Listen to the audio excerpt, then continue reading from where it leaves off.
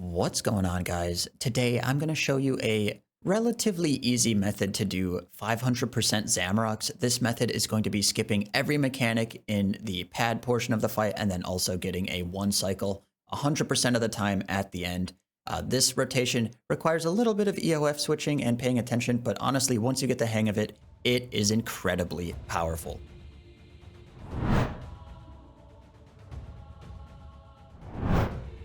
Wow, though, I finally got a drop. Wow, though, we got a bowstring. Alright guys, so really quickly to go over this preset, you can see the relics that I'm using. The only thing to note about these is heightened senses is better than conservation of energy for range because a lot of the times you grade a ricochet over 100% adrenaline, and it helps you spam dark bows a little bit more, which makes it a little bit better in my opinion. For the Reaver, or for the Familiar, you can see I'm using a Reaver with a 7 to 10 second auto fire rate. You can use like a Calgarian Demon or maybe even a Ripper Demon if you don't want to use the Reaver, but I personally just like to use the Reaver because we're using Eldritch Crossbow. Just makes it a little bit more chill. You are going to need some prisms for this if you are using a Reaver, so definitely have that in your rune patches. For the gear, it's just standard best in slot gear. Honestly, I don't really think you need this. The Drakelich armor is really good. I would highly suggest getting that, but I don't think you actually need the Bow of the Last Guardian for this. It does, obviously help quite a bit, but I don't think it's 100% necessary. But again, I think if you're going to be doing a method like what you're seeing in this video, definitely try to be getting this gear. So in my quivers, you can see I have a quiver in my inventory and on my character, and in my quivers I have Deathspore arrows and full arrows, and then you can see I'm using 3 EOFs. These EOFs have the Eldritch Crossbow, the Saren Godbow, and the Dark Bow. I would say these 3 EOFs are pretty much necessary for this method, and the reason for that is because we use all 3 EOFs to pad nuke, and then we use the Dark Bow and Saren Godbow on the final phase. So you're definitely going to want to be having all of these EOFs if you ask me. I don't really think you can get away without them if you're trying to do the pad nuke method. Like, you obviously could not have these. Like, you don't need the Eldritch Crossbow, but you're probably going to get some mechanics if you don't use it. The inventory is pretty standard. I mean, we just have a Zamorak Nexus for like Bone Shield and some defensives. Obviously like Excalibur, Vuln Bombs, expensive spices. And then in the rune pouches, we just have the Prism, like I said, for the Familiar. And then we also have Spellbook Swap and Disruption Shield. I would highly suggest getting Disruption Shield if you don't have it. Like, at least be hitting up the Merchant whenever there's a Livid Plant. Because Disruption Shield is incredibly good for Zamorak. What Disruption Shield lets you do is it lets you cast a defensive on the big hit at the end, so you don't have to use an actual defensive. And then you can continue to DPS without having to like stall your damage and then just absolutely destroy the boss. If you don't have Disruption Shield, obviously you could just use like Reflect or something for that big hit at the end, but yeah, Disruption Shield is super good. I have 2 of these Lucky Charms for Zamorak's dungeon, and this is just to be getting a Lucky Charm proc on the witches and basically just trying to get those the Shards of Power, the blue ones, whatever those are called, because those are actually a really good drop. And then, just some food, overloads, prayer, obviously. And then I do have a Power Burst of Vitality, again, for the big hit at the end. You can see I also have an Adrenaline Renewal. I only use this really for emergencies or if I'm going really fast. Essentially, what this is for is if my rotation at the end isn't perfect or something like that, I can, or if I don't get any critical strikes on the demon or something, I can use this to rebuild Adrenaline. If I can't, like Death Spore, or if I'm going really fast, you won't have your Death Spores back. So what I end up doing is just Death Swifting and drinking the potion instead of using an Incendiary Shot, just to be, again, building Adrenaline. But you don't actually need it. It's just kind of there. And then the perks that I use for this gear are just going to be your standard best in slot PVMing perks from the wiki. The only thing to really note here is the Demon Slayer paired with Biting 4 is pretty decent. It's definitely not necessary though. And then Biting 4 itself is extremely good for this because we're relying on critical strikes.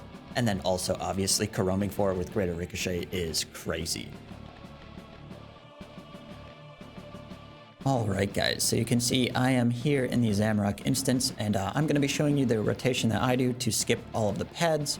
The pad order that I'm doing in this kill is going to be 2, 1, 4, 5, 6, and 3.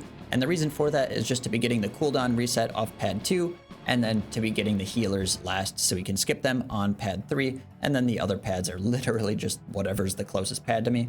So what we do here is turn on all of our buffs. And for the witches, I like to start with full arrows active, and then on the 4th witch over here behind the sword, we switch over to death spores to start building.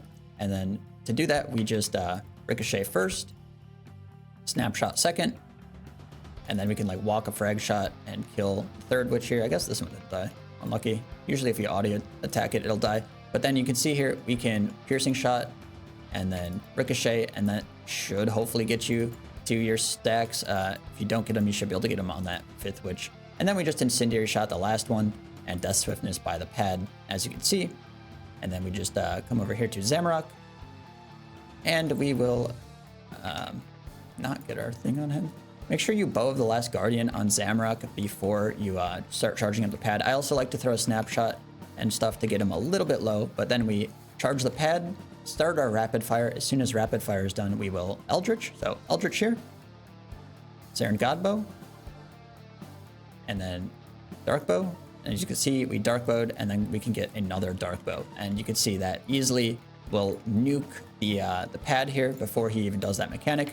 And then we can move over to start doing the next pad and the witch. So for the witch, if you rapid fire on the witch and then greater ricochet after the rapid fire channel, you will pretty much always get these spore stacks for your incend because you get that massive critical strike buff. So we're gonna incendiary shot here, death swiftness again, and now I'm gonna ricochet, and we're gonna use a bow of the last guardian and build up to 50% here. So we're gonna build up, and then we're gonna rapid fire, and same thing, rapid fire, and then Eldritch, and then Saren Godbow, and then Dark Bow. And you can see we get the reset, and then we can Dark Bow again and snapshot, and that will get every single skip. You don't need, I guess, to use the rapid fire, but the rapid fire does help quite a bit. Here, probably switch my prayer. But yeah, the rapid fire isn't necessary, but it does help quite a bit just to be getting that massive critical strike bonus for your Saren Godbow. All right, guys, you can see we are here on the final pad, and again, same rotation here.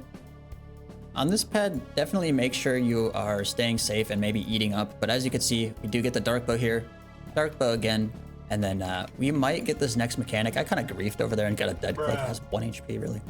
But yeah, sometimes I'll do the melee mechanic. As you can see, in this phase transition, I like to spam click Natural Instinct, and then we just stun the demon here. Make sure we're putting on our spores, trying to get our 5 stacks. You can see we did get our 5 stacks with 1 ricochet. That's pretty lucky. And then we will incendiary on the demon and not kill it. And you can see we put our death swiftness down, and then we will bulk spec the first rune. It should kill it. And then the second rune, I like to use Prey Melee and Devotion there. And then you can see we'll kill it with the ricochet, and then we rapid fire immediately.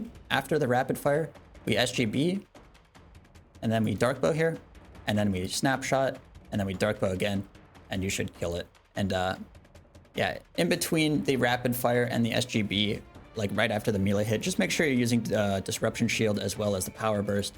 But as you can see, that rotation pretty much just destroys the boss. What I did there was rapid fire, SGB, and then Dark Bow, and then snapshot, and then Dark Bow again. And usually you kill it with a snapshot. No, I'm gonna loot this before my Reaver dies. But yeah, usually you kill it with a snapshot. If you hit really bad or something, I guess. There's a penguin down there. No, what was that movement? Give me that. But yeah, usually if you usually you'll kill it with the snapshot. I'm getting distracted over here. But yeah, usually you kill it with the snapshot. If you hit really bad, you will kill it with that second Dark Bow, and that should phase it every single time. So I realized that that was probably a lot of information. So right here, I am going to put this little notepad with kind of exactly what I do here. You can see here, during the phase transition, we try to Natural Instinct, and then we also equip our Spores, SGB, if we can, Excalibur, Prey Magic, and Demon Slayer Sigil. You obviously don't have to do these, and you have a lot more time to like equip your spores and SGB than, you know, do it all in like one little tick or whatever. But and then as soon as you get into the phase 7 on the demon, you want to stun it with binding shot, and then greater ricochet it, and then piercing shot it. And then if you don't get to your 5 death spore stacks, just use whatever basics until you get to the 5 stacks. And then incendiary shot, you can incendiary shot on the demon or Zamorak depending on how much HP the demon has left. And then on Zamorak, you want to death swiftness, Vuln, and greater ricochet. And this G-Rico should get you enough adrenaline for the bulk spec here on the first rune. So once you switch to the first rune, bulk spec it. And then if you still have to do something to kill it, use just like a basic like dazing shot here. And then on the second rune, this is optional, but you can devotion and pray melee. Otherwise just piercing shot and greater ricochet it. And then on Zamorak, like I said, rapid fire, SGB, dark bow, and then spellbook swap, disrupt, and vitality. And then snapshot and dark bow, and this dark bow will kill it pretty much every single time. So this is the full rotation that I do on the final phase. So hopefully this helps some people that maybe didn't see exactly what I did or want a more precise rotation.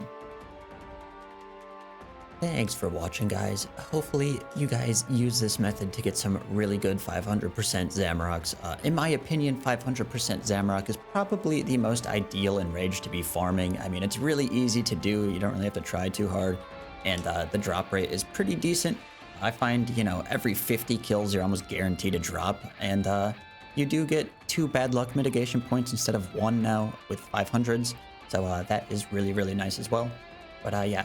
You guys use this method, definitely let me know in the comment section below. And if you made it this far, drop a like on the video. As always, guys, thanks for watching. I will see you in the next one.